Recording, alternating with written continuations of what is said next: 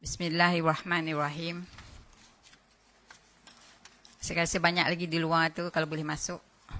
Ramai lagi kat luar ya. Alhamdulillahirrabbilalamin. Wassalatu wassalamu ala asyrafil anbiya wal mursalin wa ala ahli sabi ajma'in. Alhamdulillah kita dapat hadir bersama di hari ini.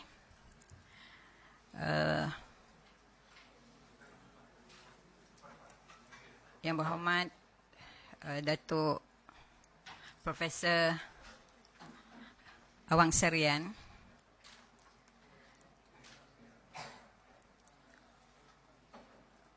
yang mengatur majlis hari ini ABIM, tapi Presiden ABIM tidak dapat hadir ya. Katanya ada mesyuarat tergempar. Kepada Setiausaha Agung ABIM Tan Sri Abu Shah, jemputan-jemputan kehormat, tuan-puan, pada hadirin hadirat sekalian yang saya muliakan, Assalamualaikum warahmatullahi wabarakatuh. Saya bincangkan hari ini ada 3 isu ya, yang sebenarnya. Nombor 1, isu yang dah berjalan lama selama berpuluh tahun, mengenai kita masih lagi dianggap pendatang. Nombor 2, isu since tak lama lagi Hari Merdeka, jadi saya masukkan sekali ada sejarah di sebalik apa yang terjadi semasa kita dapat kemerdekaan ya, ataupun sebelum kita dapat kemerdekaan. Dan yang final sekali adalah kehebatan moyang Melayu ya. Jadi saya tanpa lengah lagi, pasal kita punya masa agak pendek, saya teruskan dengan secara ringkas actually, walaupun dalam 2 jam secara ringkas, sebab selalu ceramah saya makan masa 3 jam. Jadi ini buku yang kami buat ya, selama 7 tahun kajian dan penyelidikan ya. Kenapa kami makan masa lama adalah kerana amat sukar untuk membuat cross reference sama di antara semua kajian-kajian di seluruh dunia mengenai asal-usul bangsa dunia ya. Macam mana kita dapat tahu asal-usul bangsa sesuatu di dalam dunia ini adalah kerana banyak negara-negara di dunia yang mengatakan mereka lebih tamadun, mereka lebih awal, dan mereka adalah daripada keturunan ini macam-macam apa orang kata, andaian dibuat. Jadi Amerika telah membuat suatu konsortium dinamakan HUGO ya, Human Genome Organization, di mana mereka membuat kajian genom manusia supaya dapat mencari jawapan kepada bangsa-bangsa dunia, dan antara lainnya itulah ya. Dan kajian ini memakan belanja sebanyak 3 bilion US dan dihadiri oleh beberapa universiti seluruh dunia. Saya rasa dalam 87 universiti kalau tak silap saya. Dan hasil kajian selepas 10 tahun ya, mereka dapati apa yang terjadi adalah semua bangsa ni berpunca dari satu punca sahaja ya. Maknanya apa yang ditulis dalam Al-Quran sinonim dengan apa yang ditemui oleh kajian sains ya. Antara sebab kami membuat kajian ini antara lain adalah kerana buku ya, yang saya ada gambar di situ, dan buku dia ada di sini ya, Contesting Millennials oleh Universiti Singapura, yang ditulis oleh Timothy P. Bernard. Dia mengatakan macam mana kajian pun kita buat ke atas Melayu ini, ia masih boleh disanggah. Maknanya mereka telah ada satu conclusion, tak hendak mengiktiraf bangsa Melayu ni ada ya. Jadi oleh kerana itu kami buat dia punya kajian itu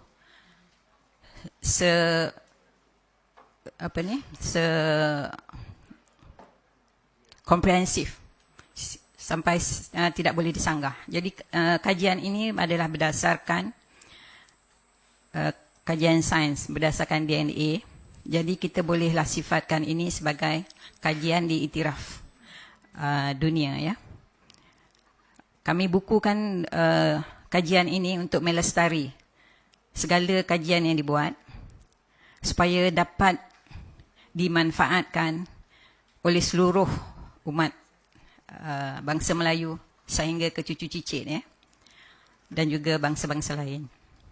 Jadi saya tak berapa nampak pada sini sebenarnya, tapi saya cakap je lah ya. Boleh tak agaknya bawa saya punya PC itu kemari?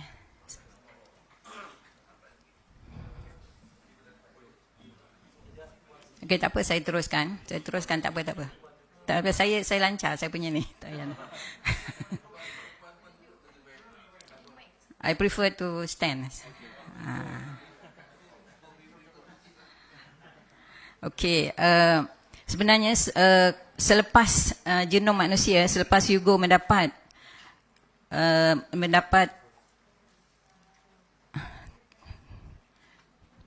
selepas Hugo mendapat hasil daripada kajiannya,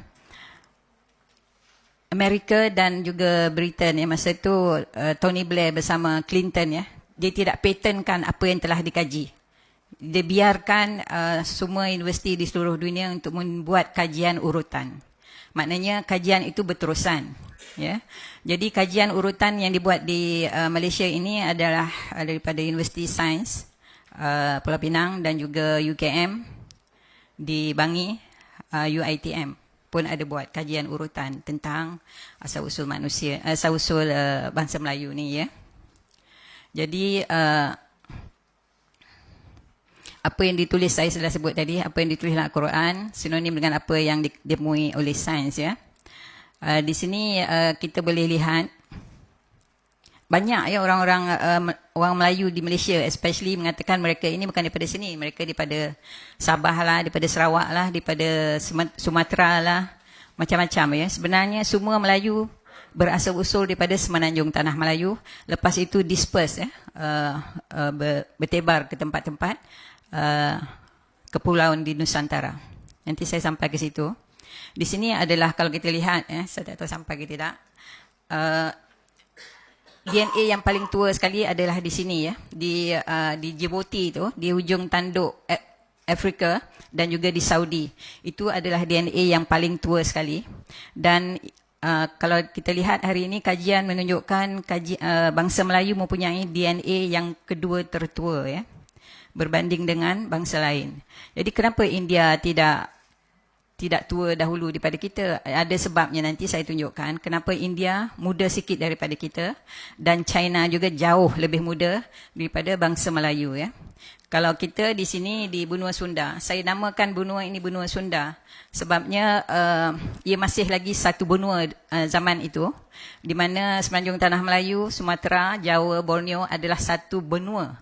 Tidak terpisah seperti hari ini yang kita panggil Asia Tenggara ya. Ia apa yang menjadikan Asia Tenggara sekarang ini adalah kerana ini negeri kita dulu sebenarnya ya, satu benua ya.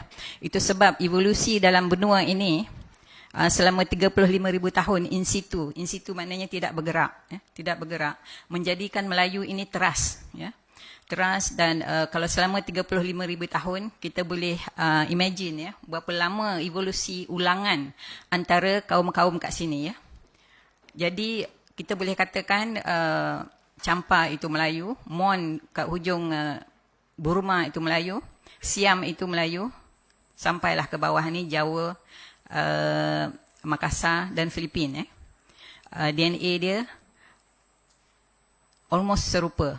Macam orang Melayu di Kelantan dengan orang Jawa, dia punya DNA dia setindan. Setindan maknanya sama ya. Jadi orang Jawa kata dia ni bukan Melayu, sebenarnya dia lagi Melayu. Ya. Jadi nanti saya sampai ke situ. Di sini apa yang telah saya sebut tadi, semua penghijrahan adalah daripada Timur Tengah. Ini adalah moyang kita ya. Apa yang ditulis dalam Al-Quran sebenarnya semua manusia dibuatkan dengan tanah liat yang hitam. Hari ini apabila dikaji oleh sains, memang benar ya, baru lagi ya dalam masa 15 tahun ini sains mendapat rumusan ya. Apa yang ada di dalam daging, darah daging kita tu ada komponen yang menyerupai tanah liat. yang menyerap air di dalam badan kita. Ya, sebabnya dalam Al-Quran ada kata manusia dijadikan dengan air, ya, 80% air. Jadi macam mana badan kita nak memegang air itu sebanyak tu, ya? 80% badan kita ni air. Jadi itulah dia yang apa ditulis dalam Al-Quran, apa yang diberitahu oleh Allah, yang manusia dijadikan oleh tanah liat. Tapi sekarang ni baru sains mendapati tanah liat itu ada memain peranan di dalam badan kita, ya. Komponen yang menyerupai tanah liat. Dan moyang kita inilah dia, orang Afrika yang berwarna hitam, ya. Dan apa yang menjadikan kita warna yang berbeza-beza adalah keadaan geografi di mana kita tinggal, ya. Jadi warna kulit kita bertukar berkala di mana kita tinggal, di tempat panas, di suhu yang lebih sejuk dan seterusnya, ya. Dan kalau kita mempercayai anak cucu cicit kita melalui DNA, almost 99% tepat, ya. Sekarang ini melalui mtDNA, ya, yang kita panggil mitochondria DNA, di mana kita mengetahui kita punya moyang, ya.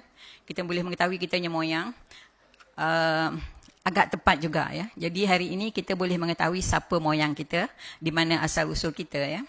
Dan apa yang ditulis dalam Al-Quran, kejadian Allah dalam berbentuk pasangan, ya. Hari ini kajian sains juga menemui dalam badan kita pun berbentuk pasangan, ya. Kalau kita lihat di sini yang kita panggil mitochondria DNA tadi, semua dalam berbentuk pasangan, ya. Maknanya apa yang ditulis dalam Al-Quran, masa dulu orang tak tahu, hari ini baru tahu apa yang dimaksudkan oleh Allah dalam surah Yasin ayat 36, yang Tuhan mengatakan kejadian semua berbentuk dalam pasangan, dan juga apa yang kita tidak mengetahui. Apa yang kita tidak mengetahui hari ini baru kita tahu, yang apa di dalam badan kita pun adalah dalam berbentuk pasangan, ya. Yang kita namakan tadi mitochondria DNA, ya.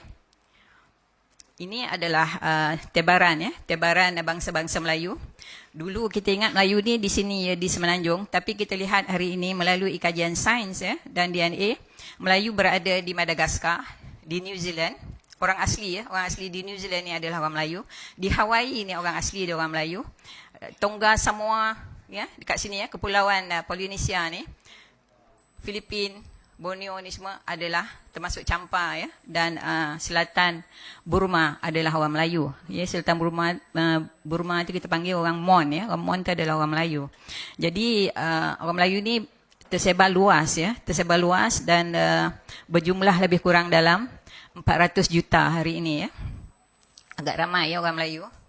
Jadi bila orang menuduh kita ni pendatang, kalau kita lihat daripada sini, walaupun kita pergi mana-mana di dalam ni, kita boleh katakan kita balik kampung saja, kita bukan pendatang, ya. Balik kampung saja. Nama negeri kita pun Semenanjung Tanah Melayu, ya. Jadi sah-sah ini Tanah Melayu, jadi tak boleh dipertikaikan. Bila ditukar nama kepada Malaysia, Malay itu Melayu, Sia tu kepulauan. Jadi maknanya kepulauan Melayu. Itu pun tidak boleh disanggah lagi oleh bangsa apa pun, yang tempat ni memang tempat kita, tanah ranah moyang kita, ya. Apa yang terjadi, ya, sebelum kita punya benua tadi terpisah adalah letupan gunung berapi Toba, yang 4,000 kali ganda besarnya dengan gunung berapi yang terbesar ni. Dan kalau kita lihat di sini, ya, dia punya efek dia sampai ke India. Tadi kita sebut kenapa orang India muda sikit pada kita adalah efek daripada Gunung Toba, ya. Apabila Gunung Toba meletup, dia punya asid, dia punya bahan-bahan nuklear dia bertabur sampai ke India, ya, menjadikan bangsa di India tu pupus dan repopulate balik oleh orang daripada Iran, Iraq dan daripada Burma. Jadi kita boleh lihat, ya, sebelah atas ni orang dia berbangsa kulit putih sebabnya daripada Iran, Iraq. Yang di bawah ni berkulit gelap kerana daripada sini balik, dan juga daripada efek daripada gunung berapi itu, ya. Jadi daripada benua yang kita lihat hari ni, dulu, hari ni menjadi macam ni. Yang I reckon banjir besar yang terakhir adalah banjir Nabi Nuh, yang menjadikan macam ni, ya. Dan lepas tu ada lagi banjir-banjir dan tsunami kecil. Dan masih lagi kalau kita lihat hari ini di Selat Melaka tu, dia punya kedalaman Selat Melaka dan juga Laut Jawa di sini adalah cetek ya.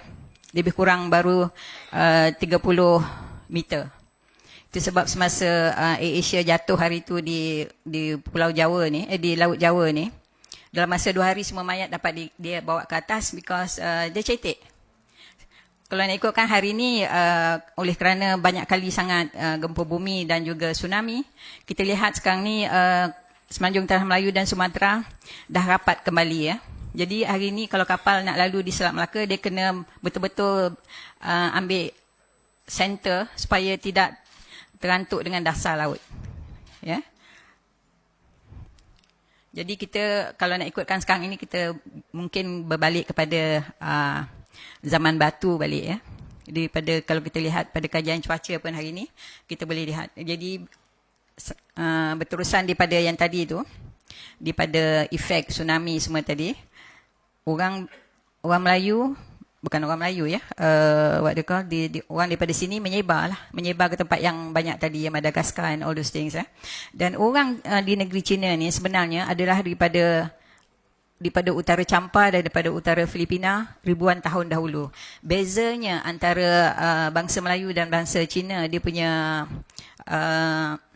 perbandingan DNA dia, Melayu 63,000 tahun, Cina baru 45,000 tahun. Maknanya antara kita dan bangsa Cina 20,000 tahun berpisah ya. Maknanya mereka lebih muda dan kita adalah lebih tua daripada bangsa Cina. Itu menunjukkan kita mendahului dalam ketemadunan di dalam apa jua pun ya. Nanti saya sebutkan lagi macam mana kita lebih awal dalam macam-macam ciptaan yang sebenarnya. Jadi ini adalah macam mana bangsa terbentuk. Dalam Quran disebut, kalau kita lihat surah Al-Baqarah ya, ayat 213, Allah menjadikan manusia itu satu bangsa ya. Jadi apa menjadikan kita terpisah-pisah adalah kerana daripada sejak zaman Nabi Adam pun dah ditunjukkan ya, apabila manusia telah ramai, banyak yang tidak dipersetujui ya, banyak perselisihan faham, terjadilah kabilah-kabilah dan juga perpecahan itu menjadikan bangsa-bangsa di seluruh dunia ini ya. Dan sesuatu bangsa itu terbentuk melalui evolusi berpuluh ribu tahun, dan bukannya dalam sekelip mata kita boleh mengatakan bangsa itu satu bangsa. Bangsa yang diiktiraf dunia dahulu adalah 5, sekarang ni 6 ya. Dan Melayu menjadi bangsa yang kedua yang diiktiraf. Jadi kalau kita sebut bangsa Malaysia tu, saya rasa agak tidak tepat dan tidak wajar, because untuk menjadikan suatu bangsa tu, saya rasanya kita kena berdasarkan DNA ya. Ini adalah macam mana bangsa terbentuk daripada kita boleh katakan daripada semenanjung Djibouti tadi, dan juga Timur Tengah, Saudi Arabia sampai kemari.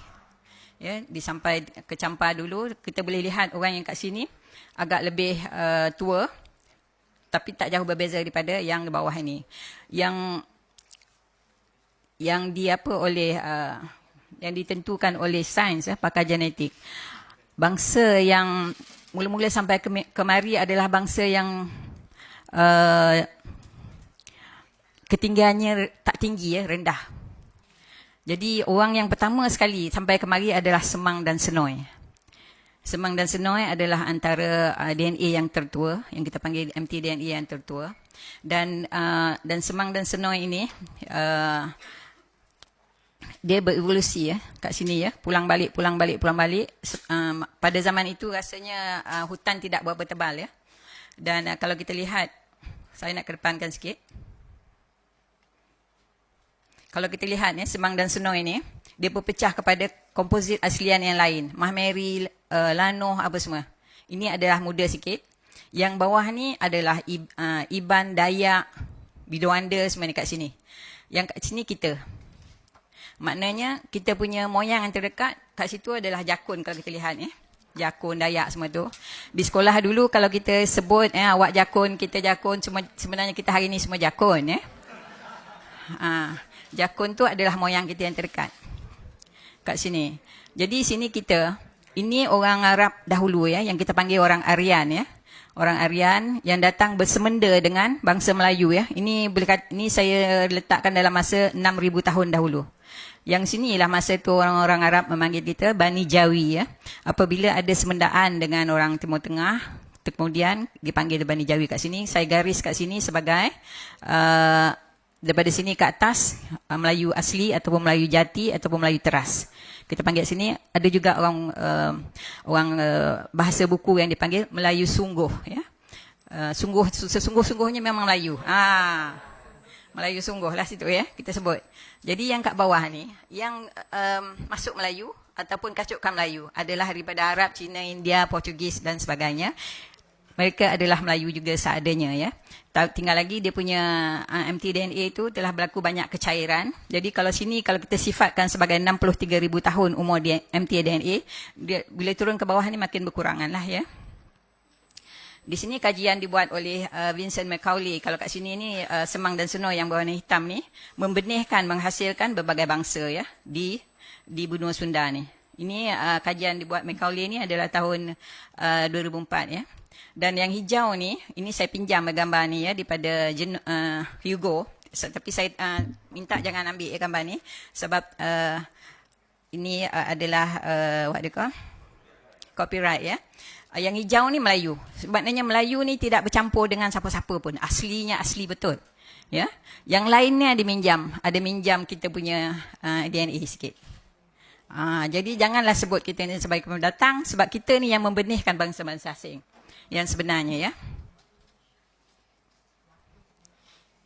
Saya kena ke depan sikit sebab banyak saya punya apa ni. Ni penjelasan bangsa ni saya dah buat ya. Ni saya buat apa yang saya kaji di zoo negara ya. Kalau kita lihat ya, burung-burung tu semua warna putih. Tapi bila dia balik lepas dia pergi cari makan, dia balik dia tahu cari balik saudara mara dia. Daripada mana tahu? Daripada dia punya, you can see dia punya sayap. Yang ni color hitam, color kuning bawah ni, yang tengah ni kita tak silap color kelabu. Macam mana dia boleh cari balik saudara mara dia adalah daripada naluri dia. Sama juga macam manusia-manusia di dunia ini. Apa yang menjadikan sesuatu bangsa itu suatu bangsa adalah naluri dia sama. Walaupun macam kita ni banyak beraduh different party ya, different suku kaum lah. Tapi sebenarnya kalau ada berperang, kita akan bersatu. Itu maknanya naluri ya. Sama juga dengan burung. Bila dia bergaduh antara satu sama lain, dia jadi sepakat. Jadi saya tengok tu dia macam tu perangai dia masa saya kaji di zoo negara ya. Saya ke depankan sikit. Ini apabila dunia memanas ya. Dunia memanas, manusia bertebar. Jadi yang naik atas ni jadi bangsa Cina, naik atas ni lagi Mongolia. Yang kat bawah ni turun sampai ke bangsa Red Indian. Dan South America ni yang paling muda sekali. Kalau sini 63,000 tahun, ujung South America ni umur DNA mereka baru 10,000 tahun ya. Ataupun 8,000 tahun. Maknanya dia baru sahaja berpindah, migrate kemari. Baru. And ada orang sebut ya, ada pakar genetik sebut bangsa Red Indian kat sini ada 15% darah Melayu ya. Dia yang Melayu. Jadi kalau kita tengok lagi kat sini macam mana banjir terjadi adalah sebab ini adalah lilitan gunung berapi. Ini yang memecahkan benua-benua kepada kepulauan ya. Dan maka terjadilah perhijrahan manusia. Dan di benua Sunda ini juga disebut sebagai Atlantik, ada Atlantis dahulu ya. Jadi hari ini baru ditemui di utara Filipina dan selatan Jepun tu satu lagi piramid yang lebih tua pada piramid di Mesir ya. Kalau kita tengok tangga dia pun tinggi, maknanya orang dulu probably lebih tinggi pada kita. Ya, tangga dia tu nak panjat susah ya. Dan piramid dia lebih besar daripada piramid di Mesir ya. Dan kalau kita tengok tulisan dia ni, cuneiform ni, seakan-akan yang ditulis di Mesir, yang bahan-bahan lain ya, artifak lain yang dijumpai adalah keris dan dama ataupun what do you call pinggan mangkuk tu ya. Yang kita lihat sini kawasan ni besar ya. Dan ini adalah ukiran macam orang dan juga ada kubur-kubur di situ ya. Itu terletak betul-betul di dasar laut sebagai Agaknya Tuhan nak tunjukkan kepada kita ada apa orang kata tamadun ya yang paling tua. Ini 10 tahun ya. 10,000 tahun umur dia. Yang di Mesir tu 5,000 tahun, ini 10,000 tahun. Ya, dan pakar-pakar kaji sains masih lagi mengkaji dia punya batu-bata sini dan kajian itu belum lagi dipublish ya. Jadi gambar ni pun tidak boleh dikeluarkan sebab ia belum jurnal dia pun belum keluar lagi ya. Ini saya sebut tadi apa yang ditulis dalam Al-Quran dan hadis sinonim dengan apa yang ditemui oleh sains ya. Di sini saya ada tulis sikit gambar, lukis sikit gambar di mana kalau kita lihat ya, yang pergi berhijrah ke timur adalah daripada juraian Nabi Ibrahim. Ya, Nabi Ibrahim daripada keturunan Keturah. Kalau kita lihat kat sini, yang pergi berhijrah ke timur ya. Dalam buku saya saya tulis lebih detail lagi cerita dia. Dan di sini adalah Ur ni adalah perkampungan Nabi Ibrahim. Kalau kita lihat ni, ini gambar saya buat sendiri. Di Ur ni, lepas tu dia berhijrah pergi ke Palestin kat sini ya. Dan kita lihat daripada sinilah bersurainya bangsa-bangsa. Kalau kita lihat keturunan Nabi Ibrahim tu, ya, bukan keturunan, sorry ya. Daripada Nabi Nuh, daripada Nabi Nuh, anak Nabi Nuh yang berkulit hitam pergi ke Afrika, ya, yang Yafith pergi ke Eropah, yang Sem ni yang banyak menjadi nabi dan rasul dan berpindah ke timur ya. Ada saya tulis dengan lebih detail di dalam buku saya. Ini apa yang kita lihat ya, kita ketahui banyak dalam buku-buku sejarah yang mengatakan bangsa Aryan berhijrah daripada Kemboja. Kemboja ni adalah satu provinsi di utara Iran ya. Iran, Iraq tu, sebelah utara tu. Bila mereka pindah ke Cambodia hari ini ya, dia bawa nama tu sekali Kemboja. Jadi Kemboja tu adalah nostalgia daripada Kemboja di Iran, Iraq. Jadi sinilah bermulanya orang-orang Aryan ataupun orang-orang Arab bersemenda dengan aslian Melayu di sini. Jadi kalau kita lihat bahasa-bahasa semasa itu jugalah bahasa-bahasa Aryan yang dinamakan hari ini sebagai bahasa Sanskrit, ya, diserap ke dalam bahasa Melayu. Bahasa Sanskrit bukanlah bahasa India, banyak orang silap faham. Sebenarnya bahasa India menyerap bahasa Sanskrit Arab. Dia mencedok, meminjam. Ya. Oleh kerana India banyak menulis buku tentang Sanskrit, di sebelah sini, di sebelah semenanjung tanah Melayu, ingat Sanskrit itu kepunyaan India. Saya dah terangkan dalam buku saya, Sanskrit itu adalah bahasa Aryan, bahasa Timur Tengah, bahasa Finosia semasa zaman dahulu ya. Jadi bahasa antara perkataan yang kita gunakan hari ini yang bahasa Aryan itu adalah mukadimah, syurga, Perdana Menteri, iman, banyak ya. Banyak, beratus yang diserapkan ke dalam bahasa Melayu. Bahasa Melayu pun tidak kurang banyaknya ya. Antaranya besi. Besi itu adalah bahasa antarabangsa sebenarnya. Itu bahasa Melayu tulen. Ya, besi, tembaga itu semua bahasa Melayu. Ibu, emak bahasa Melayu. Madu itu bahasa Melayu. Ya.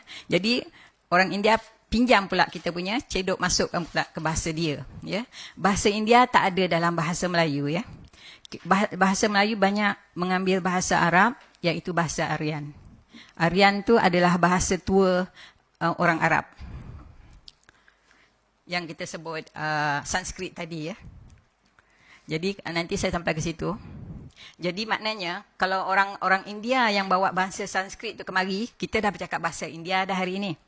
Ya, tapi oleh kerana yang bawa bahasa Sanskrit itu lebih dahulu daripada bangsa India, itu sebab kita berbahasa Sanskrit hari ini. Ya. Ini adalah tulisan Finosia. Kalau kita lihat di sini ya. Umur tulisan ni 3,600 tahun. Dan ini adalah tulisan bahasa Melayu, tulisan rejang yang kita panggil. Mirip serupa. Maknanya dan maksudnya, tulisan Melayu ni lebih tua daripada tulisan India. Tapi apa yang kita belajar di sekolah hari ini, kononnya India yang dahulu dalam semua. Tamadun lah, tulisan lah, dia punya. Tapi tidak. Sebenarnya kita yang dulu. Tulisan kita dulu, tamadun kita dulu. Ya, itu pasal apa ni, kita punya tulisan ni seakan dia.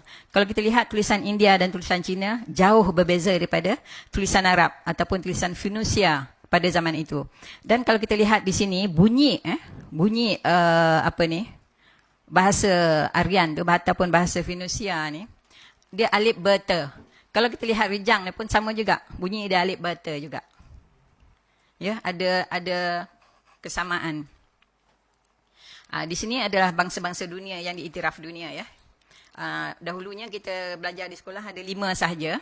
Hari ini kita tahu Melayu yang nombor 2, ya, oleh kerana DNA dia yang kedua tertua. Dulu bangsa Melayu diletakkan di bawah Mongolia, tapi sebenarnya Mongolia adalah pecahan daripada kita, jadi kitalah yang utama, ya. Mongolia ni turun ke bawah, ya. Jadi di situ pun kita boleh takrifkan kita punya bangsa ni yang tertua dan bukanlah bangsa-bangsa pendatang, ya. Kita ni bangsa asli dan bangsa yang bertamadun lebih awal daripada bangsa lain, ya. Kalau kita tengok, ya, kehebatan moyang Melayu nombor 1 di dalam alam maritim. Saya rasanya di sini saya yang pertama membuat yang menjumpai satu ensiklopedia Cina, ya. Di zaman Song, ya. Dia mengatakan menempah kapal di benua Melayu 200 biji. Cina menempah kapal dengan orang Melayu 200 biji kapal besar-besar. Kapal besar-besar yang sepanjang antara 100 hingga 200 meter panjang dia. Yang boleh isi antara 700 hingga 1000 orang. Ya, kita adalah yang pertama sekali meneroka laut, samudera yang besar-besar. Kita yang sampai dulu ke apa ni?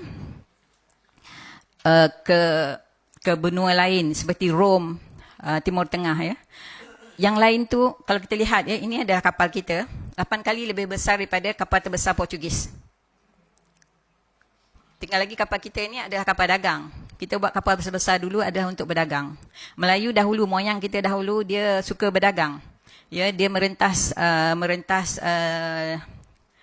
dunia, benua untuk berdagang. Itu sebab kita lihat Melayu ni yang paling banyak sekali menyebar.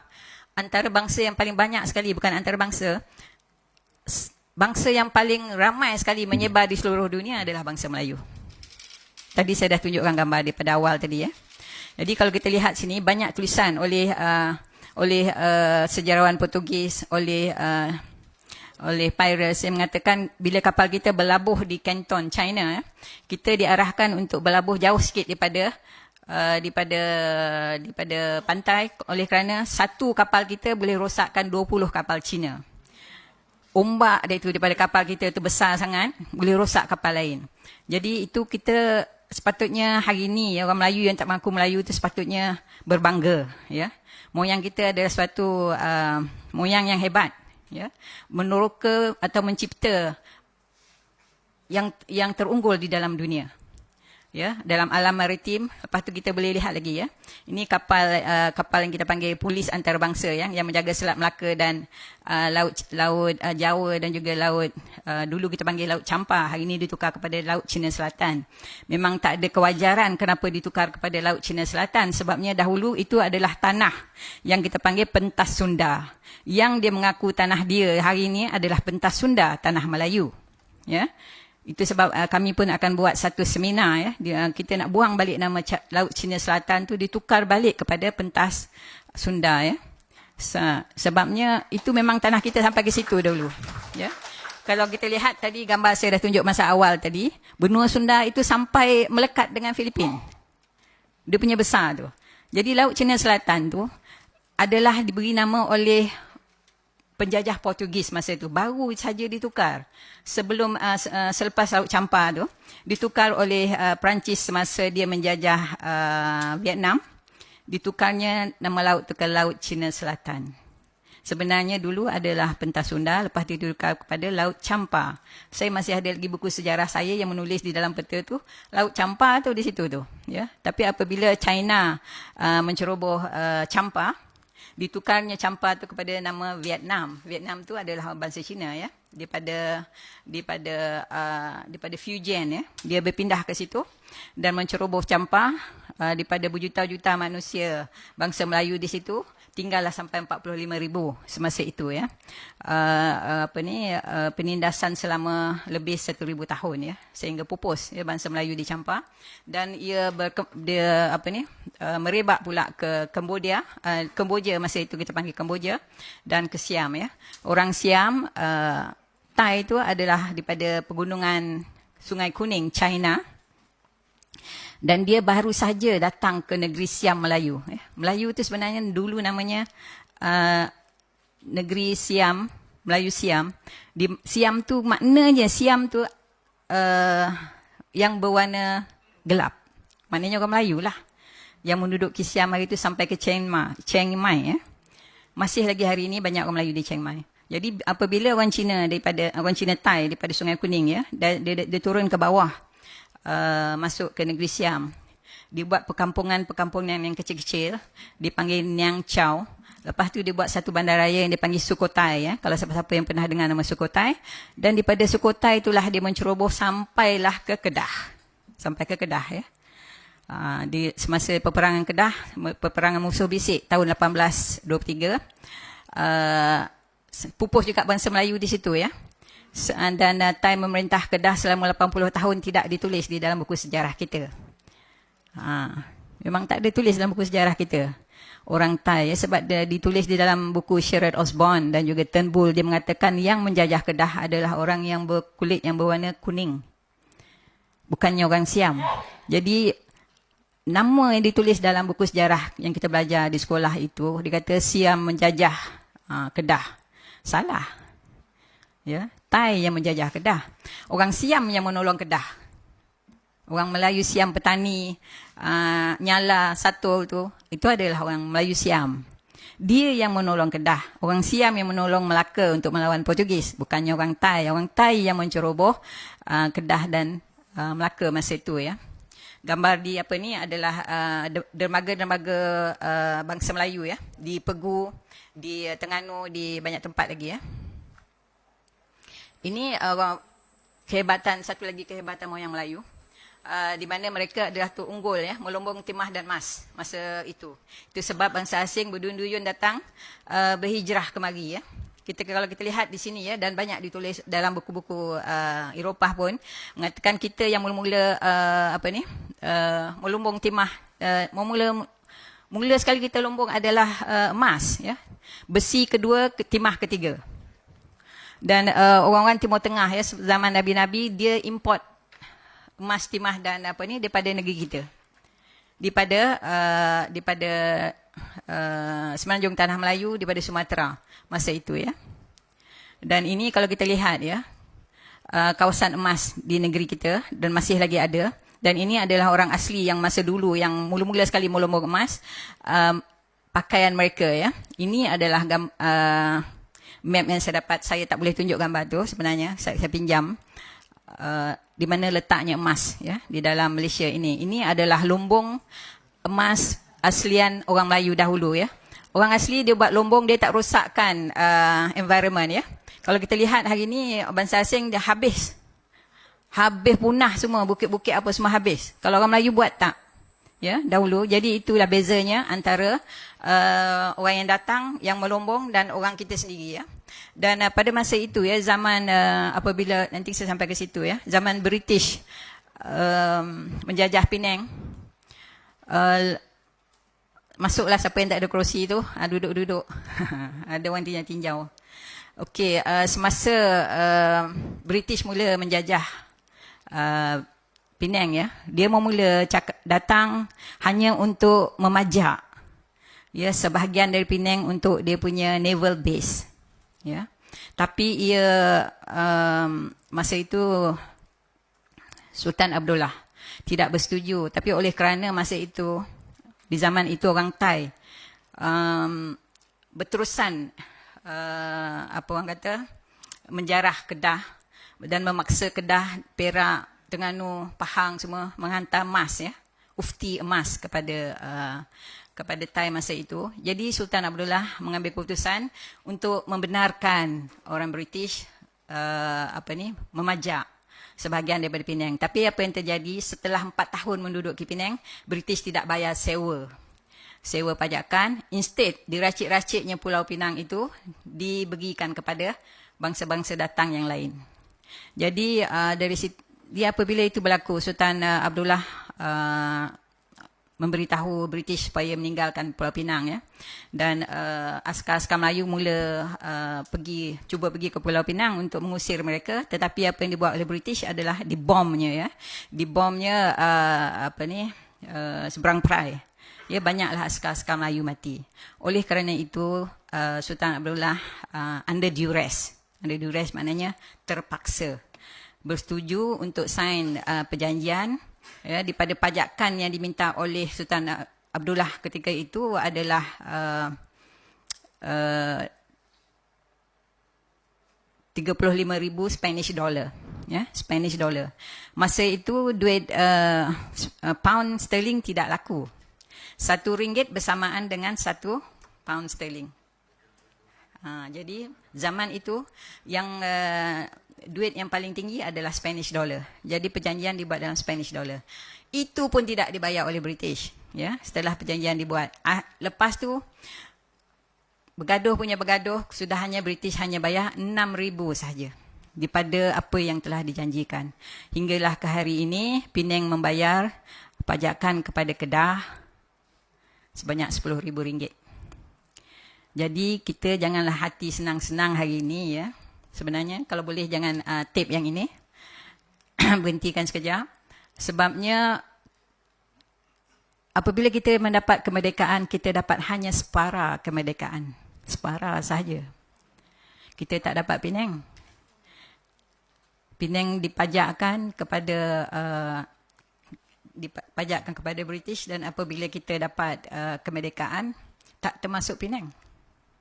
Tak dibuang perjanjian tu. Itu pasal hari ni Penang masih lagi membayar kepada Kedah 10,000. Itu. Tapi saya sekarang ni dengan rakan-rakan, dengan seorang hakim tengah mengumpul banyak apa orang kata artifak-artifak untuk mendapatkan balik Penang ke dalam Semenanjung Tanah Melayu, ya. Jadi itu sebab kita kena berhati-hati, ya.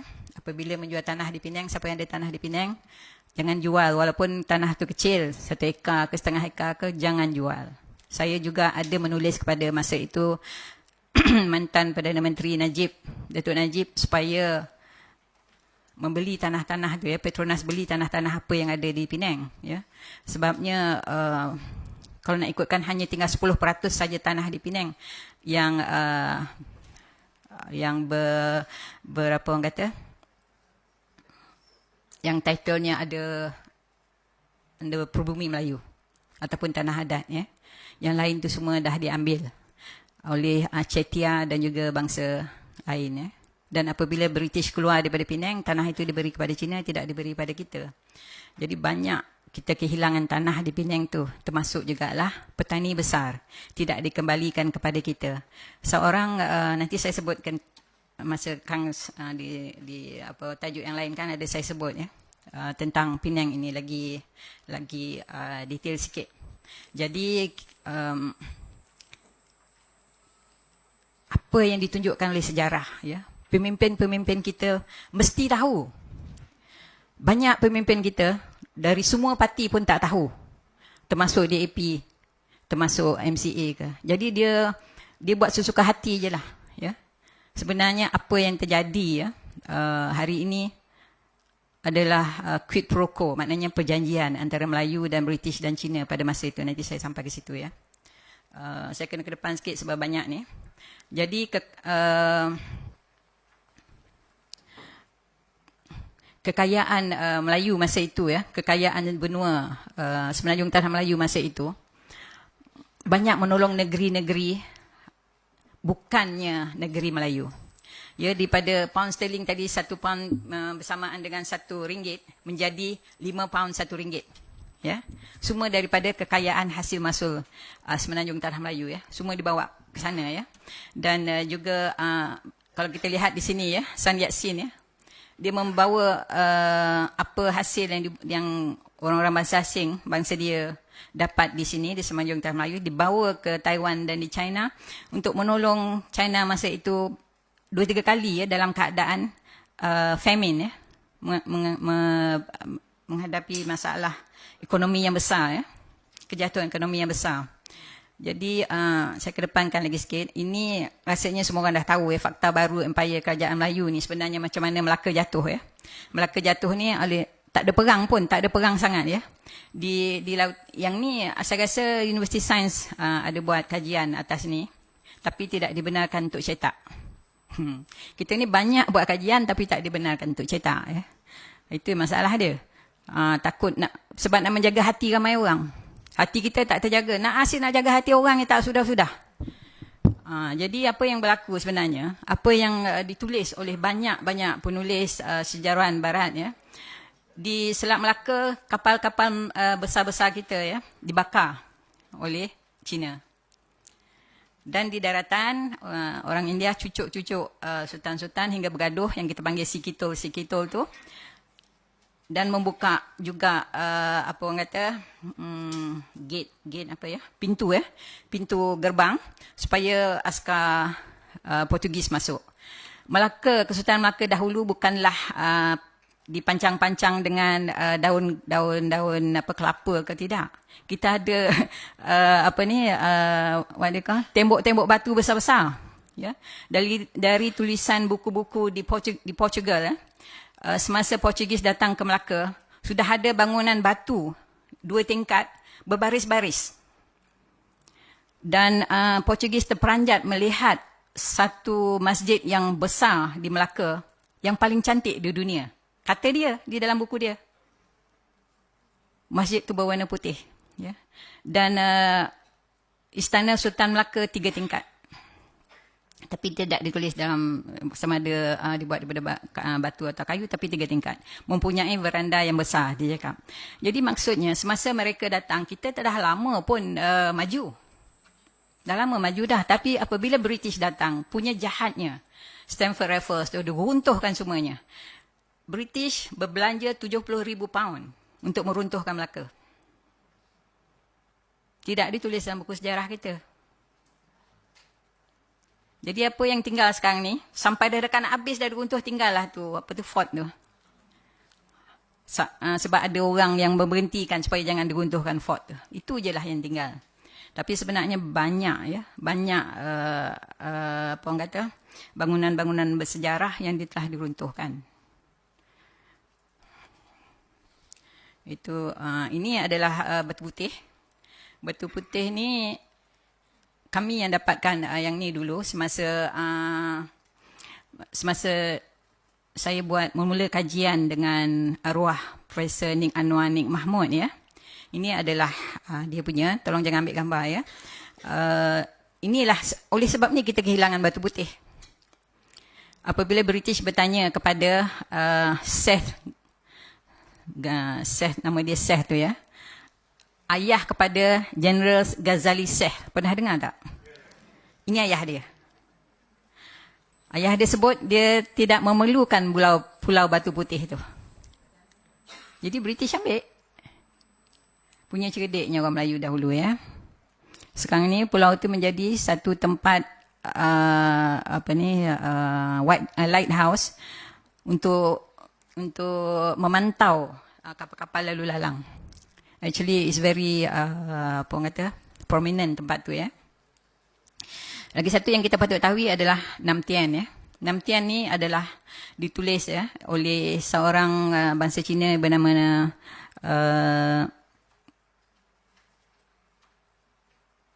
yang bernama apa, ya, nanti saya terlupa sebut. Dia mengatakan dia telah memberi ceramah di Geneva. Dia kata supaya berhati-hati dengan agenda bangsa yang di utara yang akan menjajah ke selatan. Itu yang dinama Nam Tien ni, bila dialih bahasakan, ia bermaksud penjajahan ke selatan. Jadi macam itulah kita kehilangan Champa, ya, macam mana kita kehilangan Champa, macam mana Melayu kehilangan Kemboja, macam mana Melayu kehilangan Siam dan juga Burma, ya. Ini adalah isi kandungan buku dia. Ya, dan hari ini kalau kita lihat penjajahan berbentuk ekonomi, ya. Sampai ke Malaysia, nanti sampai ke Indonesia, ya. Jadi macam apa orang kata, macam apa yang difikirkan oleh penulis ni terjadi hari ni ya.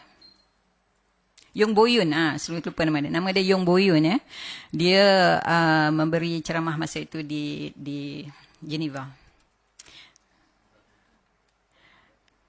Ini adalah ya, di sini ada orang Vietnam. Nam Viet ni daripada sini dia pindah ke Champa ya, menceroboh Champa. Dan kalau sini kita lihat daripada utara Sungai Kuning, bangsa Thai ya, turun ke Kemboja, turun ke Siam sampai ke Kedah, turun ke Burma. Penjajahan dia. Yang ini adalah gambar ya. Ini kita agak apa orang kata, bernasib baik apabila seorang pelukis daripada Perancis melukis keadaan di dalam Ayutthaya. Ayutthaya ini adalah satu bandaraya ya, satu kota raya yang diperintah oleh raja-raja yang negeri dia sekeliling ni, termasuklah Kedah, Champa. Saya rasa, saya tak not so sure, tapi termasuk Brunei rasanya. Dan apabila yang saya sebut tadi daripada Sukhothai, dia turun ke bawah, dia ambil alih Ayutthaya ini, ditukarnya, dalamnya ada 24 masjid, ditukarnya masjid ni kepada puing-puing Buddha. Jadi hilanglah sejarah dekat situ. Tapi baru-baru ini orang Perancis bila dia pergi balik melawat Ayutthaya, dia mengatakan Thailand merubah sejarah. Itu baru terbuka rahsia. Sebenarnya Thailand tak ada sejarah. Orang Thai tak ada sejarah di sini. Yang ada sejarah di sini adalah orang Siam. Orang Melayu Siam. Saya cuba nak tulis buku ni tapi belum lagi ya. Baru mula-mula je. Ini adalah susu galur raja kita. Ini adalah apa yang dipanggil Funan dulu ya. Funan ya. Sekarang ni ditukar nama Kemboja. Boleh ambil gambar. Ini gambar saya. Ya, saya yang lukis. Ya, di Funan ni dulu, Kemboja ni dulu dipanggil Funan. Funan tu dalam bahasa kita adalah Melayu. Funan dalam bahasa Kemboja Melayu juga. Funan tu Melayu ya. Jadi ditukar kepada Cambodia hari ini oleh bangsa yang menjajah. Jadi daripada sini raja situ masa dulu Sailendra ya. Dia dijajah oleh Chenla. Chenla ni adalah semendaan antara orang asli di Laos dengan orang Thai dan orang Dai Viet. Jadilah mereka orang Chenla. Dia menceroboh Kemboja masa itu. Jadi keseluruhan kerajaan apa orang kata Sailendra itu berpindah kepada Langkasuka yang dulu dipanggil nama Pan Pan ya. Yang lepas tu bertukar ke nama Langkasuka. Semasa itu juga Langkasuka di bawah naungan kerajaan Funan. Jadi dia pindah ke sini dan dia membina satu empire dipanggil Sriwijaya. Ini adalah Sriwijaya pertama. Kelantan dan Kedah adalah Sriwijaya kedua. Ya. Apabila orang Chenla kejar dia di sini, dia berpindah ke Kelantan dan ke Kedah. Jadi daripada sini dia berpindah ke Jambi. Dan orang Jambi berpindah ke Majapahit. Jadi bila kita lihat Sultan yang terakhir ya, daripada Majapahit, daripada Jambi ya, Parameswara ya, berpindah ke Singapura. Semasa itu, daripada Singapura dia berpindah ke Melaka. Jadi itulah susu galur, sultan-sultan raja-raja sebenarnya, dia ada bertali arus. Bertali arus pada sini ya. Dan apabila Portugis jatuhkan Kesultanan Melaka, anak dia ada 2 orang. Satu berpindah ke Johor, satu berpindah ke Perak ya. Jadi itu panjanglah cerita, kalau nak cerita tu ada cerita lain lah pula. Jadi lebih kurang macam itulah ceritanya. Ini penjajahan Kedah tadi oleh British. Di mana British bersekongkol dengan Thai menyekat Kedah daripada ditolong oleh Pahang, Kelantan Terengganu, Aceh masa tu, dengan cara dia dihalang dengan kapal dia, dan siapa saja yang datang dia akan bom. Jadi dibiarkannya Thai menyembelih ya. Saya gunakan perkataan menyembelih sebabnya itulah yang berlaku ya. Orang Melayu di situ disembelih dan semua sawah ladang padi semua dibakar sehingga menjadi padang jarak, padang terkukur. Itu adalah daripada buku Sherard Osborne ya. Saya hanya membuka sejarah yang tidak ditulis oleh sejarah kita ya. Ini antara yang saya sebut tadi Penang ya. Macam mana Penang? Kerajaan kita ada ni. Tapi dia tak, kerajaan kita tidak meneliti betul-betul clause ini ya. Tapi saya telah meneliti clause ini. Dan juga lagi satu perjanjian semasa dia mengambil seberang perai ya. Di dalam clause itu ya, clause terakhir dia mengatakan selagi clause terakhir itu selagi ada bulan dan bintang ya. Penang itu adalah British punya ya, punya British. Tapi clause yang terakhir itu Sultan Abdullah pun cerdik juga ya. Ditulis dalam Jawi selagi ada bulan dan bintang juga Penang itu adalah Kedah. Jadi kami akan apa orang kata mengambil clause itu ya sebagai titik permulaan kepada apa ni null and void perjanjian lama itu ya. Jadi kiranya tak adalah Melayu itu bodoh sangat ya.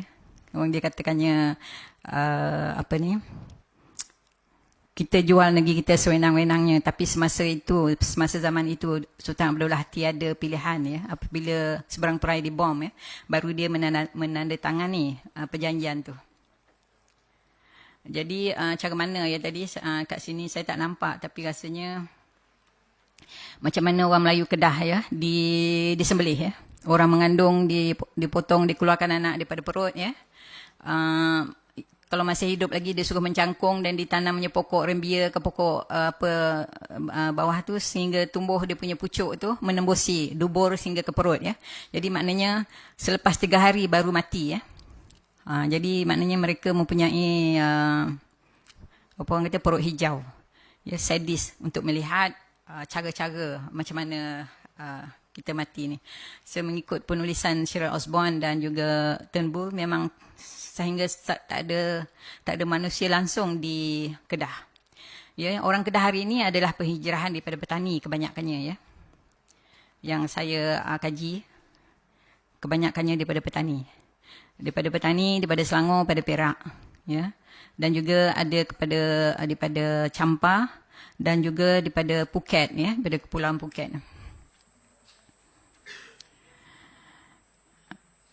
Ini baru lagi berlaku ya, tahun 1972 di Cambodia, di mana Pol Pot ini semua orang tahu ya, dan juga dibawa ke apa orang kata bangsa-bangsa bersatu, di mana mengikut tribunal ya, tribunal yang saya baca juga some of the tribunal mengatakan actually yang memberi senjata kepada orang Cambodia untuk memerangi orang Melayu adalah daripada China ya, berkapal-kapal datang, dia punya orang sama dia orang punya senjata ya.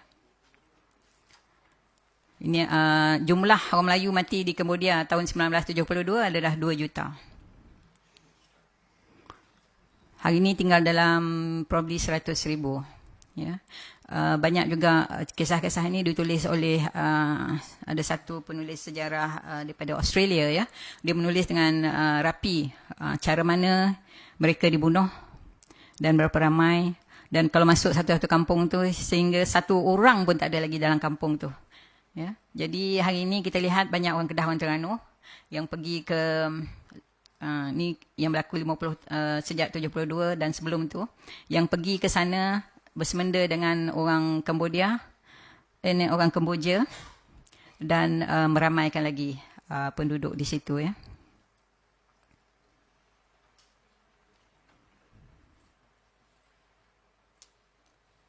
Saya tak nampak. Ini, saya dah tulis. Ini tribunal tadi ya. Ini the tribunal tadi yang saya tulis. Tribunal maknanya dia tidak, apa yang ditulis ni tidak bohong lah ya. Tidak bohong. Ini apa yang betul-betul berlaku. Dan macam mana kita kehilangan Singapura ya.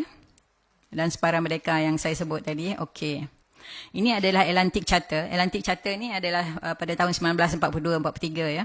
Di mana masa itu Roosevelt sama Winston Churchill, mereka membuat satu apa orang kata pertemuan untuk mencari perdamaian di tanah-tanah jajahan. Jadi mereka telah bersepakat. Ini dipanggilkan Atlantic Charter yang hari ini kita ketahui sebagai piagam bangsa-bangsa bersatu, ya, di mana semua tanah-tanah jajahan termasuk semenanjung tanah Melayu hendaklah dilepaskan tanpa syarat, dilepaskan kepada perbumi, ya. Dia syarat dia dekat sini, ya, 8. Dia tak banyak, 8 je masa tu, ya. Jadi apa yang berlaku, negara-negara lain mendapat kemerdekaan immediately after piagam itu diresmikan, ya. Indonesia, Filipina, India antara 45 dan tahun 47 semua dapat kemerdekaan. Semenanjung tanah Melayu 10 tahun lewat. Kenapa 10 tahun lewat? Ya. Jadi apa yang berlaku? Ini yang saya nak sebutkan ni, apa yang berlaku di belakang di sebalik kemerdekaan. Sebenarnya orang Melayu tak pernah bersetuju dengan kemerdekaan. Apa sebabnya? Kerana terma dan syarat-syaratnya terlampau berat untuk Melayu terima. Kita kena melepaskan banyak hak untuk menampung, accommodate, ya, permintaan British dan China. Antara yang menulis surat kepada resident British di UK masa itu adalah Universiti Singapura, diketuai oleh Tun Mahathir Mohamad masa itu, bersama dengan 22 orang Melayu yang lain. Tun Mahathir sendiri tak ada surat tu, hari tu baru saya kasih surat dia sendiri pada dia. Saya dapatkan daripada archive, saya beri pada dia. Oh, dia peranjat. Oh, iyalah, baru dia teringat. Sebenarnya dia sendiri pun tidak bersetuju dengan terma dan syarat-syarat yang yang diminta oleh China dan British. Selain daripada itu, Persatuan Guru-Guru di Tanjung Malim, banyak, ya, persatuan-persatuan Melayu, individu yang minta supaya dilewatkan kemerdekaan itu. Oleh kerana apa? Kalau kita tunggu lagi 2 tahun, kita dapat kemerdekaan dengan tersendiri, without any terma dan syarat. Because itu adalah yang apa yang dikeluarkan oleh bangsa-bangsa bersatu masa itu. Kalau kita tunggu lama sikit, kita rasanya, tapi maybe telah ditakdirkan, ya. Tapi rasanya kalau kita tidak terima, boleh jadi kita tidak hadapi masalah hari ini, ya. Dan terma itu diterima, ya. Ini adalah Straits Settlement Treaty. Ini this is no apa orang kata secret ke apa, tak ada. Kita boleh cari juga di dalam tu. Tapi apa yang kita tak tahu adalah apa yang ditulis oleh Barbara Jones, ya. Di mana dia menulis, ya. Dia ni seorang British. Dia menulis macam mana kita dianiaya oleh pihak British semenjak Straits Settlement hinggalah sampai hari kemerdekaan tu. Ya. Kalau kita tengok tajuk dia tu, macam dia kata apa? Melayu di bawah hukuman mati. Pasal apa dia tulis itu adalah kerana permintaan-permintaan, ya. Kalau saya nak nak satu-satukan banyak. Permintaan-permintaan yang tidak masuk akal. Ya. Antara permintaan dia itulah dia Jusola itu. Di mana 1 juta kewarganegaraan instan, ya. Instan. Dan kalau siapa yang baru sampai pun dapat, ya. Tapi hari ini dipetikaikan kenapa pula kita ambil orang Indonesia datang. Padahal Indonesia itu orang Melayu. Kira saudara mara juga balik kampung, ya. Jadi these are some of the things yang ada itu. Kalau nak ini lambat kita habiskan. Saya nak pergi ke sini apa yang berlaku, ya, di sebalik kemerdekaan tu. Kita tidak pernah bersetuju dalam banyak perkara.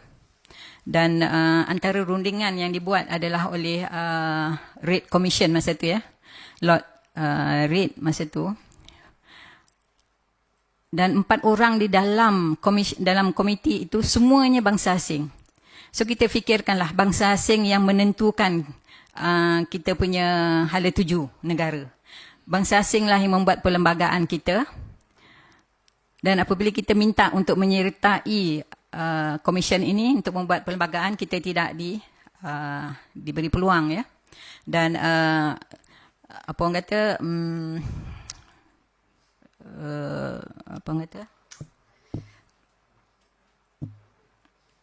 perundingan untuk perlembagaan ini memakan masa 1 tahun, daripada tahun Mac 56 hingga ke Februari 57, 1 tahun, ya. Dalam 1 tahun tu dia mengadakan 118 kali apa orang kata meeting, Dan 131 memorandum ni antaranya yang saya sebut tadi daripada Tun Mahathir dan daripada Kolej Tanjung Malim dan banyak lagi Persatuan Orang Melayu dan juga daripada Persatuan Cina, daripada Parti Perikatan dan juga daripada Raja-Raja Melayu ya. Dan Raja-Raja Melayu pun tidak diberi peluang untuk menyuarakan apa yang nak dibincangkan ya. Raja-Raja Melayu hanya boleh memberi surat apa yang dia nak. Ya, jadi apabila dah siap ni pada tahun Februari 57, dia duduklah untuk berbincang dan mengikut Barbara Jones ni, perbincangan tu amat singkat sekali ya. Kita tidak dapat meneliti atau memperbetulkan banyak di antara apa orang kata dalam perlembagaan itu ya. Jadi kita terpaksa terima ya 1 juta anugerah Jus Solai, kerakyatan, bahasa mereka, sekolah dia, agama dan aktif dalam politik. Itu antara yang kita terpaksa accommodate ya, apa yang ditulis dalam perlembagaan. Jadi ini yang kita panggil quid pro quo ya. Maknanya perjanjian daripada mereka, pertukaran di antara apa yang kita beri dan apa yang mereka dapat ya. Something given for something in return ya. So ini dipanggil quid pro quo. Di sini kita banyak kehilangan hak ya, terutama sekali dalam segi hari ini kita lihat politik lah ya. Ini pembentukan Parti Komunis Melaya 1926 yang dibentuk di mula sekali ya, perjumpaan mereka yang pertama adalah di Bahau 1926. Orang yang pertama menubuhkan Parti Komunis Melaya di Melaya adalah orang Vietnam, dari Viet nama dia Ho Chi Minh. Pernah dengar? Kita ingat orang Cina kat sini, rupanya orang Vietnam. Ya. Ho Chi Minh yang datang ke Bahau, nama dia Nguyen Ai Quoc Ho Chi Minh ya. Dia datang ke Vietnam, di Bahau, dia kumpul-kumpulkan orang. Tapi apa yang ditulis dalam sejarah perjumpaan itu adalah pada tahun 1930. Sebenarnya 1926 ya. Dan lepas tu baru dibesarkan pertubuhan itu dan dibiayai oleh British. Direstui oleh British. Kita tengok permainan British. Ya, dan mereka ini membuat latihan-latihan di Singapura. Dan apabila Jepun datang menjajah, kononnya mereka lah yang mempertahankan negara Semenanjung Tanah Melayu pada masa itu ya. Tapi sebenarnya orang Melayu yang betul-betul berperang. Tapi sebenarnya kita tak berperang pun dengan Jepun. Orang Jepun tak bantai pun orang Melayu sebenarnya. Orang Melayu menjajah Semenanjung Tanah Melayu untuk menunjukkan untuk menghalang British dan Amerika untuk menjajah kita. Kalau nak diikutkan, orang Jepun tak banyak pun bunuh orang Melayu. Saya ingat lagi ibu saya cakap, orang Jepun masa di kawasan kampung saya di Negeri Sembilan ya. Jepun ni datang minta beras je. Minta beras je, tak kacau langsung. Dia hanya attack China je. Jadi apabila Amerika bom Hiroshima 1945 kan? 1945. So Jepun angkat tanganlah, menyerahkanlah. Tapi apa yang ditinggalkan kepada orang Melayu adalah bertimbun-timbun ya, bergunung-gunung basikal. Dengan basikal tu orang Melayu dapat berniaga. Masa dulu orang Melayu tak ada kenderaan, pakai kereta lembu. Jadi dengan basikal yang ada belakang tu ada gerabak tu, yang besar tu kan. Orang Melayu dulu adalah penoreh getah. Sebelum British datang, orang Melayu dah noreh getah dah. Dalam hutan kita memang dah ada getah. Bukan dibawa daripada Brazil pun. Nenek saya cakap, daripada zaman-zaman dulu moyang dia, memang dia menoreh getah. Ya.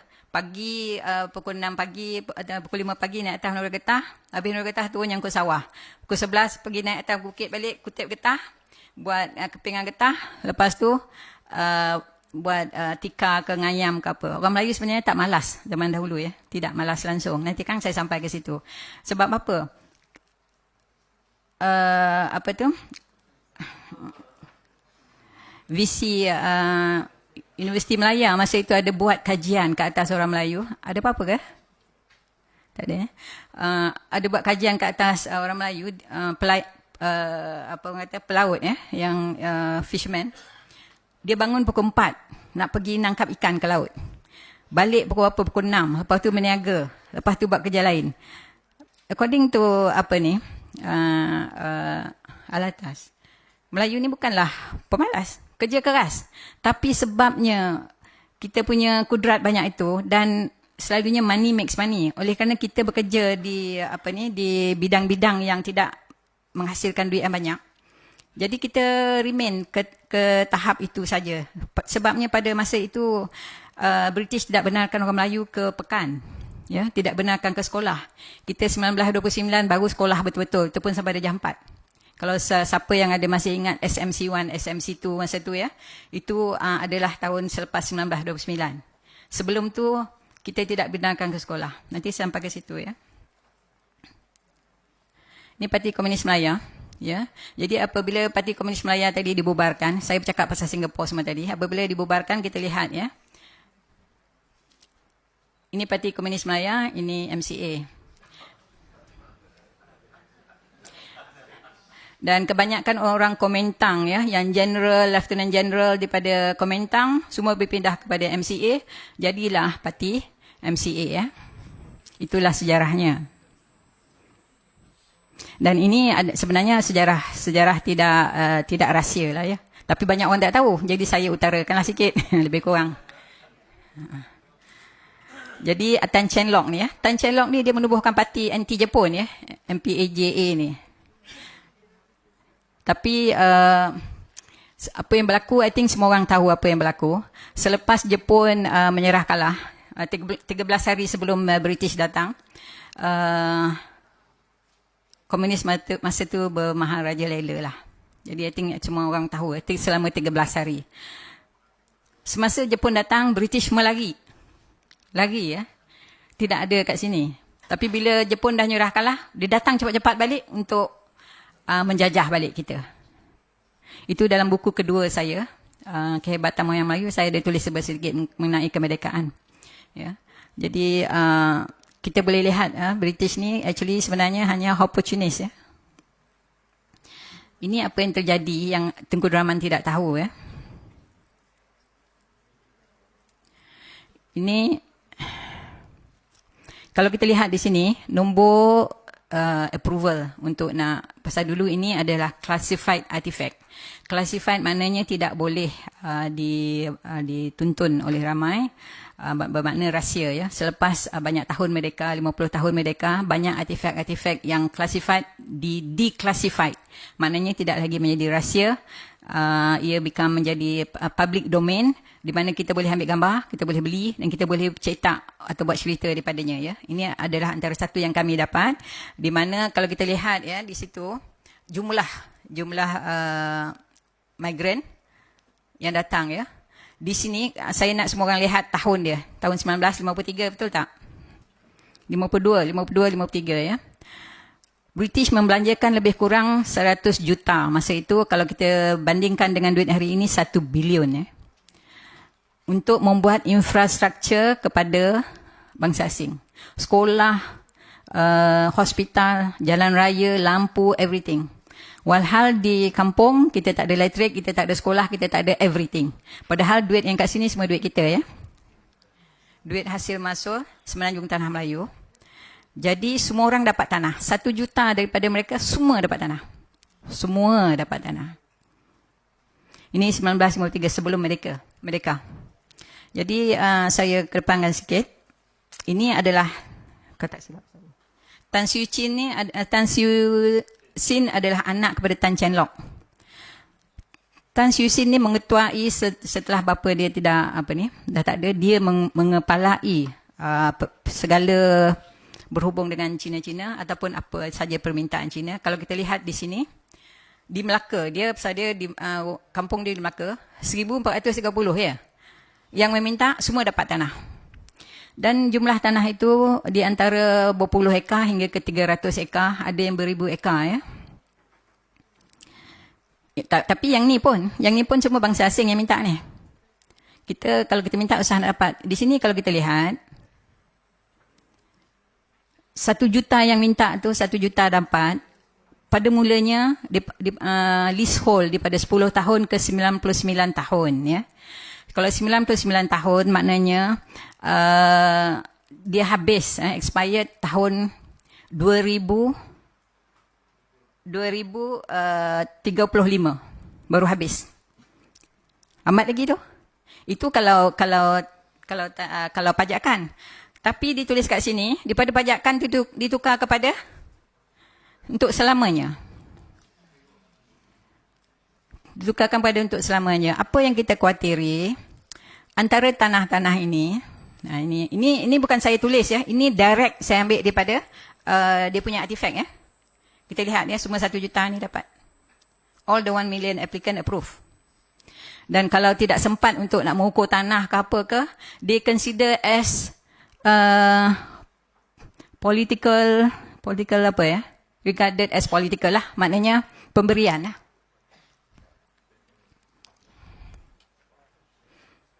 Datuk ada hal. Jadi kalau kita lihat kat sini ya, kita banyak kerugian tanah ya. Pada zaman ini, orang Melayu tak ada tanah. Orang dia dah ada tanah. You just imagine, hari tu masa kita orang buat seminar di Putrajaya, diresmikan oleh Sultan Nazrin, Sultan Perak ya. Dan simposium itu mengenai tanah rizab Melayu. Terpanjat tengok, terpanjat dengar ya. Dan saya ada juga membuat kajian ke atas tanah rizab Melayu. Kini kalau kita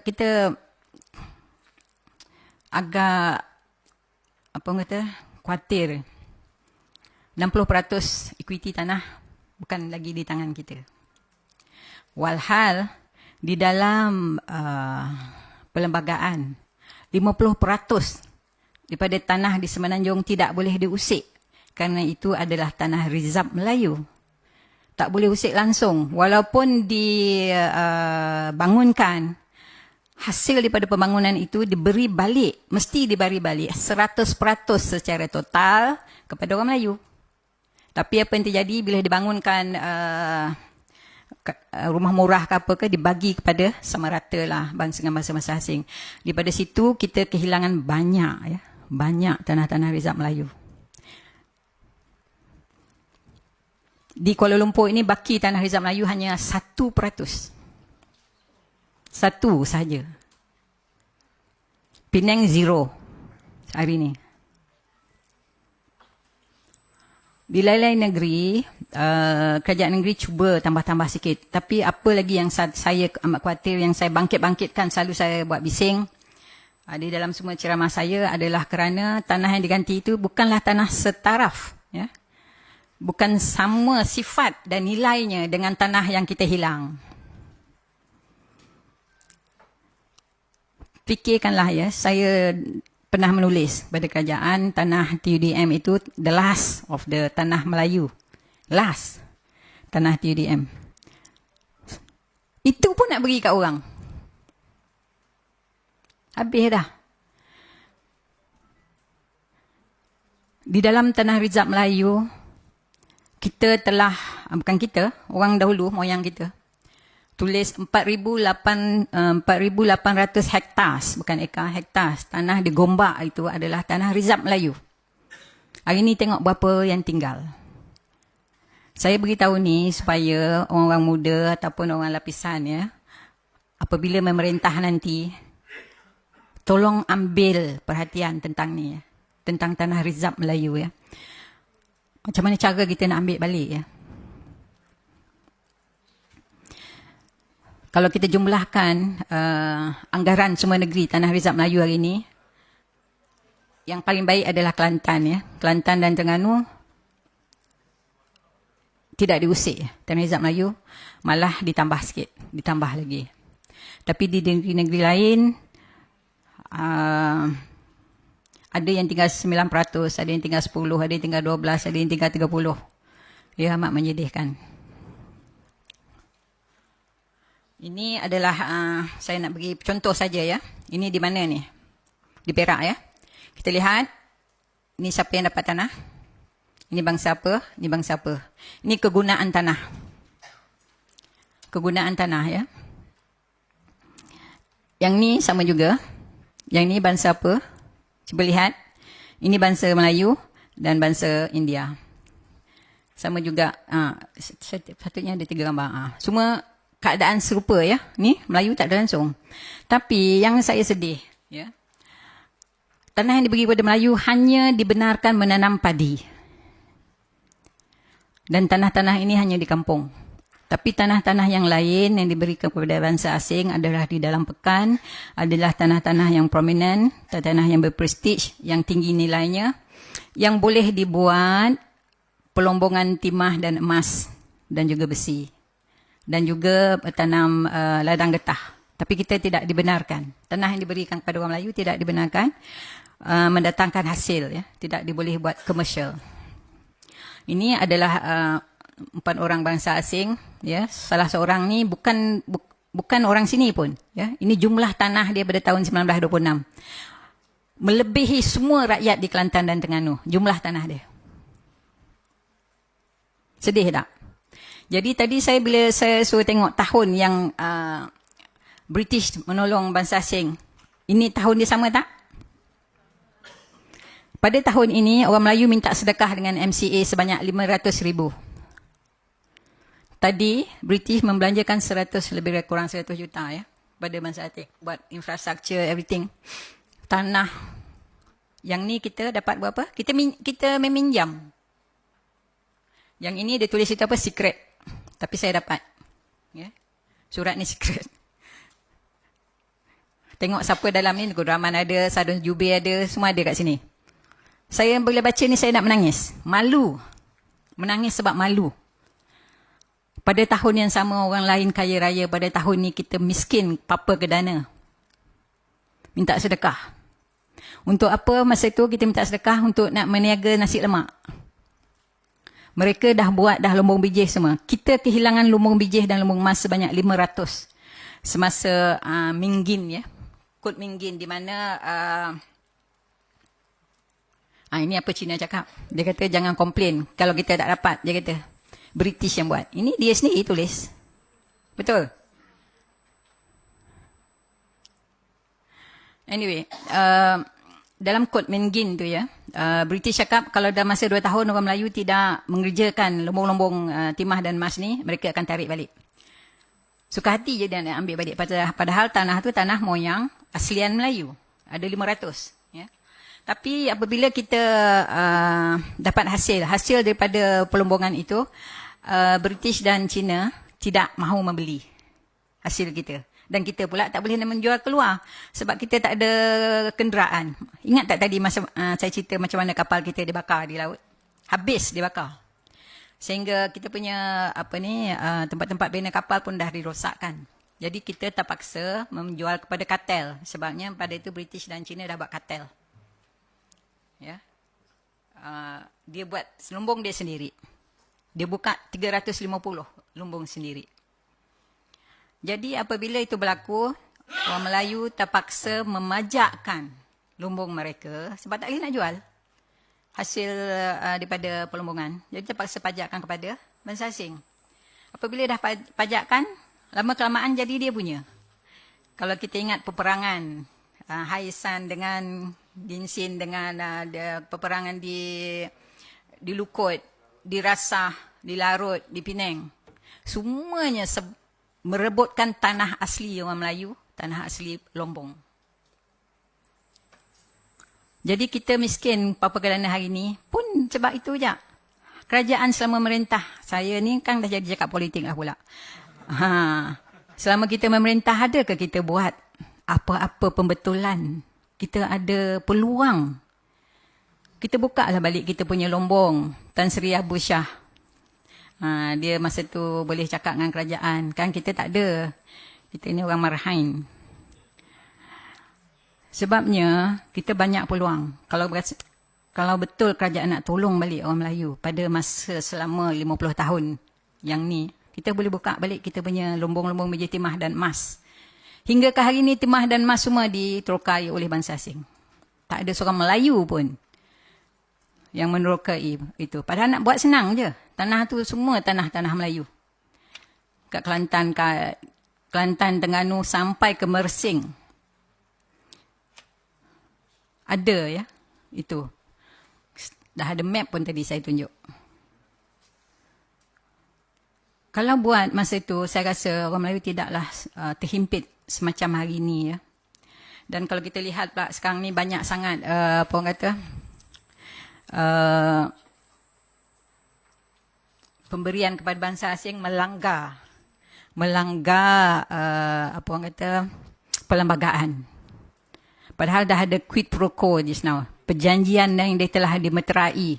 Dia yang buat, bukan kita yang buat. Dia yang usulkan, bukan kita yang usulkan. Sekarang dia pula yang mempertikaikan. Ini masalah besar ya. Dan kenapa kerajaan tidak bersuara? Termasuk juga semasa Kula buat kes. Kita ni pendatang. Adakah kerajaan bersuara? Sebab mereka tak tahu. Tak tahu sejarah. Jadi ini apa yang British tulis. Kenapa dia takut pada China. Ini adalah di dalam one of the artifact. Sebab masa tu China mighty. Ya, mighty ya. Paling kuat. Negara yang paling kuat masa tu. Dan lagi satu saya terlepas tu tadi. Tanah-tanah ni.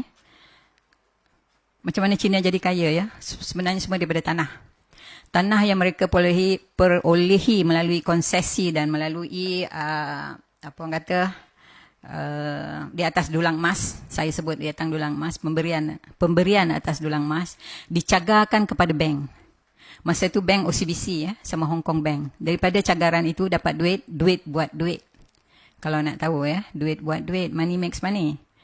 Instant millionaire pun ada selepas dia cagarkan tanah tu. Jadi dari situlah mereka menjadi kaya raya dan boleh buat macam-macam perniagaan besar-besar. Jadi bukanlah maknanya mereka bekerja keras sangat.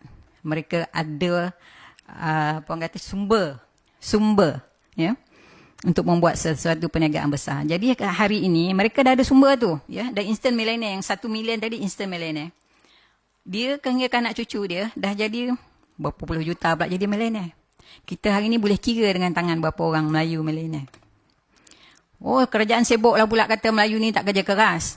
Cubalah bidikari apa semua. Macam mana? Nak jual nasi lemak boleh lah. Kalau you perhatikan hari ni pinjaman daripada AIM tu apa ya? Amanah Ikhtiar ya. Pinjaman antara 500,000 ke sampai ke 3,000 ya. Nak buat meniaga apa? Lepas tu kena bayar macam malung pula tu. Tiap-tiap minggu kena bayar. Macam mana nak buat tabungan? Kalau bayar tiap-tiap minggu balik. Kena bayar balik tiap-tiap minggu. Tiap-tiap kali bayar tu kena pergi sendiri. Spend pula another 1 hour kat situ. Berborak-borak pula dengan dia. Buang-buang masa. Jadi AIM tu, hari tu saya sebut pada Tun. Ya, PM kita. Saya kata itu membuang masa AIM ni. Bukan nak tolong Melayu, nak punahkan Melayu ada. Sebabnya nak bayar balik AIM tu, Melayu ni pinjam pula balik pada Alung. Sebabnya nak bayar mingguan. Jadi saya syorkan kepada masa tu PM untuk buat bank mara.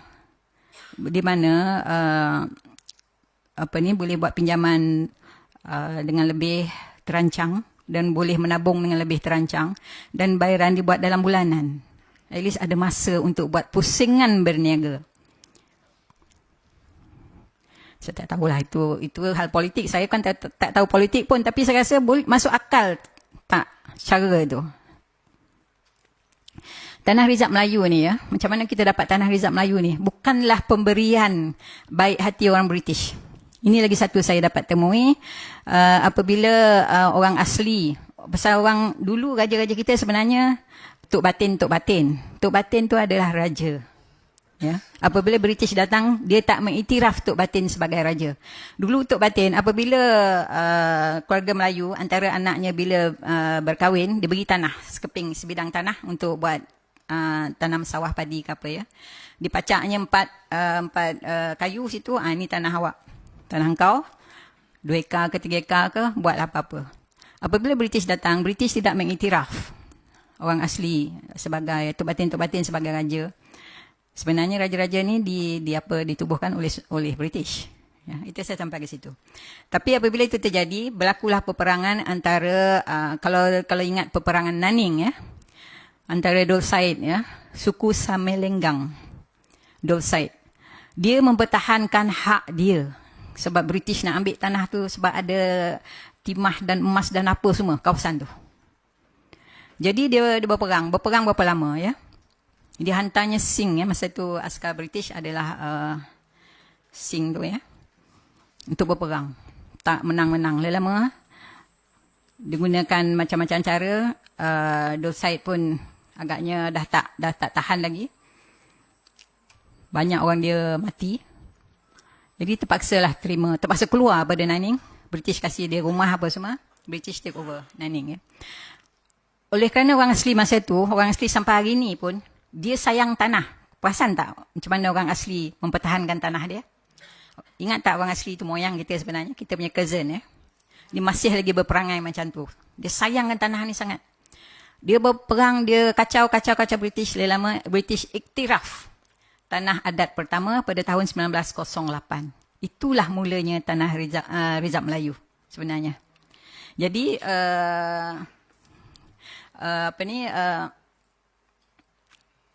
tanah adat diiktiraf dan lepas tu banyaklah tanah adat ya dah di identify. Lepas tu tanah enactment tanah Rizab Melayu dibuat 1913. Semua daripada hasil kedegilan ya orang asli. Dapatlah kita tanah-tanah Rizab Melayu tu dulu. Dan sekarang ni kita kehilangan banyak tanah Rizab Melayu. Jadi kita kena bangkit lah ya. Kalau kita kat kampung mana-mana di seluruh Malaysia ni, kalau rasa-rasa kat sebelah tu tanah Rizab Melayu dah diterokai, buatlah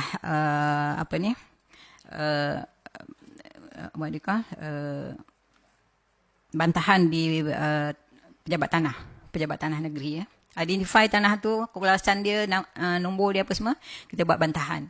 Jadi kalau ramai orang buat bantahan, kalau dibangkitkan, jadi mereka akan lebih takut ya untuk nak ambil tanah-tanah Rizab Melayu ni.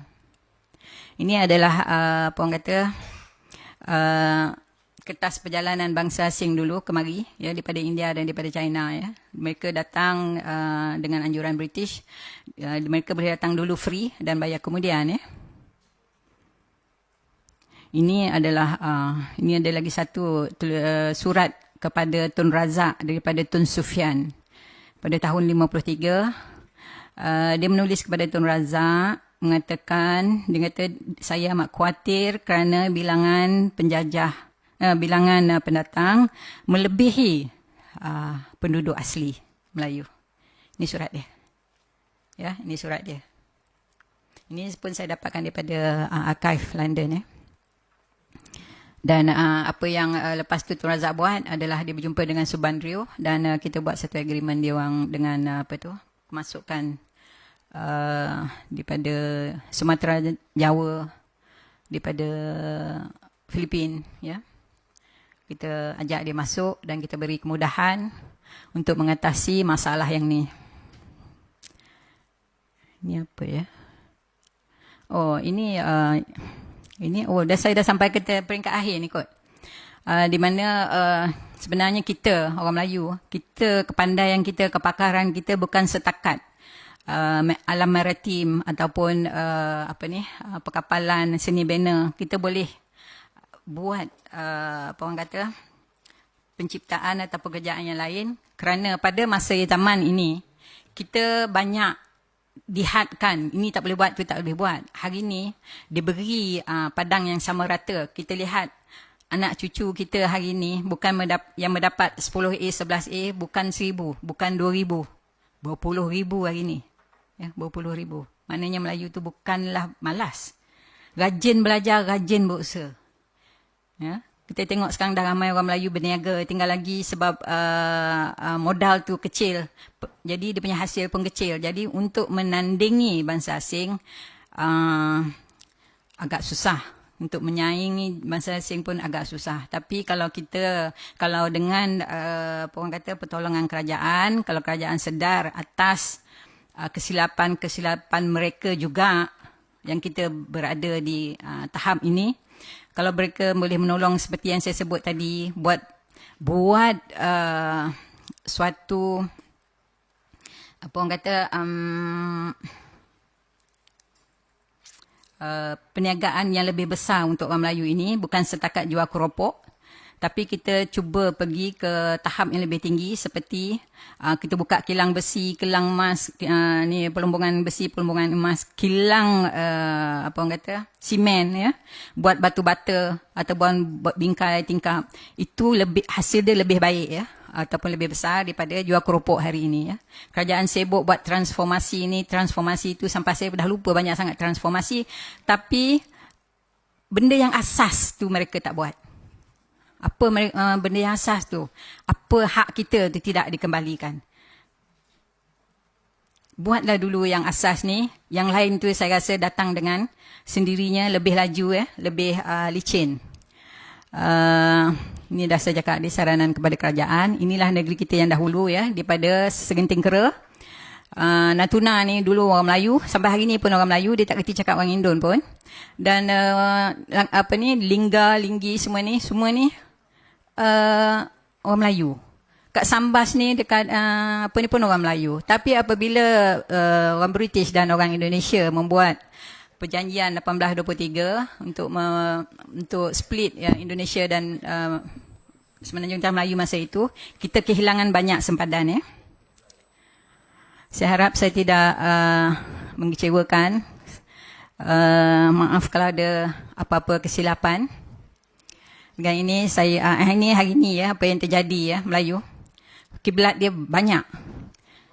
Kiblat banyak, ya. Ini kiblat PAS, kiblat PH, kiblat UMNO, kiblat banyak macam kiblat. Macam mana kita nak bersatu ni, ya? Boleh, ya, boleh. Kalau nak bersatu ni boleh. Macam saya syorkan, boleh banyak parti-parti Melayu banyak. Tapi boleh apa orang kata, affiliate kan semua parti-parti Melayu ni untuk bersatu. Okay, dengan itu saya ucapkan terima kasih banyak-banyak. Ampun maaf banyak-banyak. Wabillahi taufiq wa hidayah. Assalamualaikum warahmatullahi wabarakatuh.